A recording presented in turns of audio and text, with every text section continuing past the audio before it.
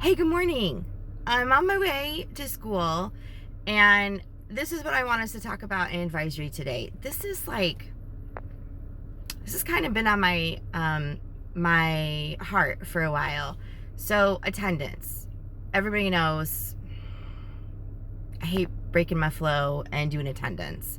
And, I mark people absent, like all the teachers in the building. You're not in school. We do our attendance at the top of the hour, at the beginning of every class.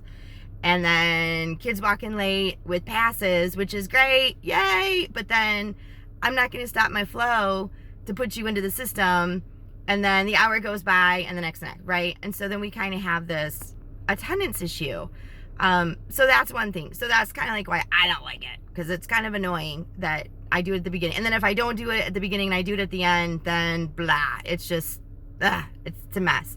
So most teachers, it's a necessary evil. We have to do it. We know we have to do it, but it's frustrating, right?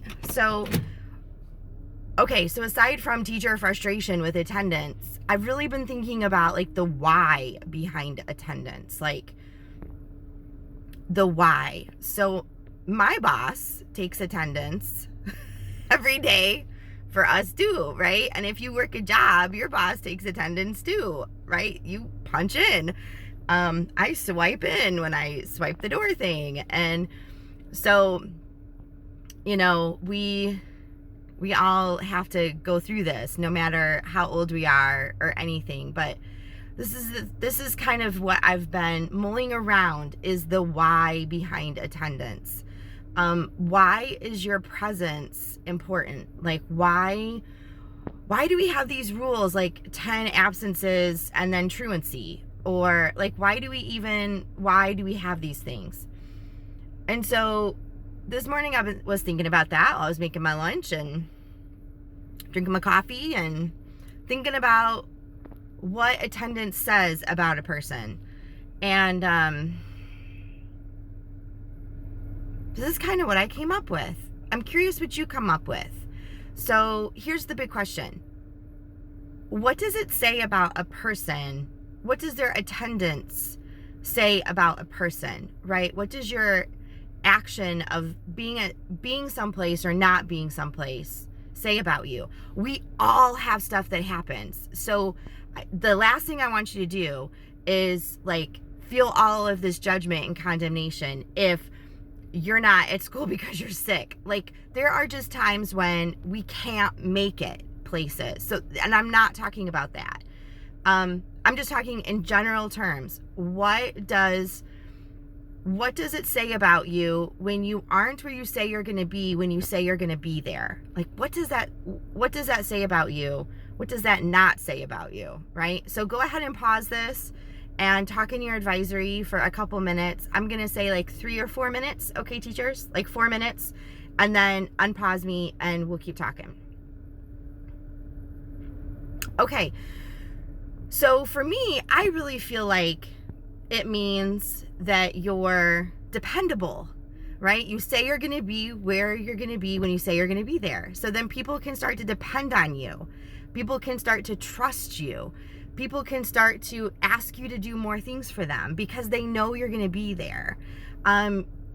It's almost like after a while, people relax more around you. You build relationship. Your boss might ask you to do more special projects. That type of a thing. Now, here's the thing. Do we all want to go to work every day? No. Do we all want to go to school every day? No. Especially when we've been up late or things have happened the night before and we just want to stay in bed. And I am not saying that we don't all need mental health days, because we do. Sometimes we just need to take a day to just inhale and exhale. Okay? Just take a day and just relax. I totally get that. But how can we start to set the goal that I'm going to be where I say I'm going to be when I'm going to be there? What can I do to make sure I can do that?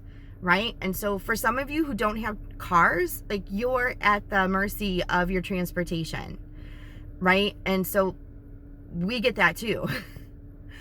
But what can you do then? Like, can you call into school first thing in the morning and be like, hey, I don't have a reliable ride to school today?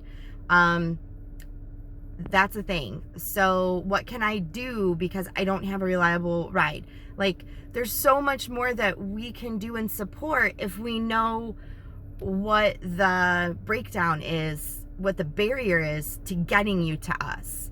But we can't do that if we don't know what it is, right? So what can you do on those days that you just don't feel like going to school? Like, what can you do? Like, what do you do? And I don't want to hear like, well, you just suck it up and do it. Like, but strategically, like, what can you do on those days? Like, strategically, how can you set up your morning? How can you set up your night before to make it? All right, go ahead and pause this video for like 2 minutes and talk about some strategies that you can do. Okay, so we're back. One strategy I use, and I know this is gonna sound corny, but it so works. Oh my gosh. It's called the 5-second rule. And it's with this amazing life coach. Her name is Mel Robbins. And she has this 5-second rule. So yeah, you don't want to get out of the bed. So what you do, instead of sitting there and like talking to yourself and, you know, your inner voice like telling you, oh, you don't want to get out of the bed, oh, blah, blah, blah, blah, right? We all kind of go through that. You just kind of go 5, 4, 3, 2, 1, and you do it. So you turn off that procrastinator inner voice of yours, and you just like 5, 4, 3, 2, 1, and you just do it. Like, you just 5 seconds, and you just do it. So you're not letting your brain have the time to argue with you on what you need to do. So that's what I do a lot of times in the morning when I don't want to. And every time I start to get nervous about that, or like I start to tell myself like, you know, da, da, da. Or if I'm supposed to be at like an event and I don't want to go, I'm like, oh, I'm just gonna tell them I can't go. Oh, I'm just gonna tell them that I'm not feeling well. It's like, no, 5, 4, 3, 2, 1. I'm an introvert, so introverts don't like to be around people. So it's enough that I like work a job every day and I live with other humans. Like, that's enough for me. So then to go and like do things with people, I'm like, oh, I mean, I want to spend time with people, but I don't like to be around people. Oh, I just shared a lot of information about myself. So all the introverts are going, yes. So sometimes I have to break out of that because people are more important than my introvertedness. So I have to go like 5, 4, 3, 2, 1 and like go meet my friend for coffee. Should be easy to do, but when you're an introvert, it's not. So what are some things you can do? Okay, that's what we're going to focus on today. And then tomorrow, I can't wait to have the talks about, okay, how we're doing with this. So attendance is a thing that every single human struggles with. You know, every single human fights that, but we need to grow good rhythms. It's a rhythm. It's a rhythm for me every day to go to work. Like, it's a rhythm, and we need to have good, healthy rhythms every day. And if something happens and you can't make it into school, which is like your job, if you can't make it into school, then, you know, call us and let us know why so we can help. If it's a barrier, we want to be there. If enough people are having the same barrier, we need to problem solve with you. Like, we need to figure out a way. So anyway, have a fantastic day, and be asking each other today, and be asking your teachers, like, how do you grow dependability? How do you let people know that you're there to support them and to be there for them? Like, what are some of the things that you do to kind of grow that for people? Attendance is one of them. So anyway, I can't wait. We're all in this together. We got this. Let's have a great Tuesday. Bye, everybody.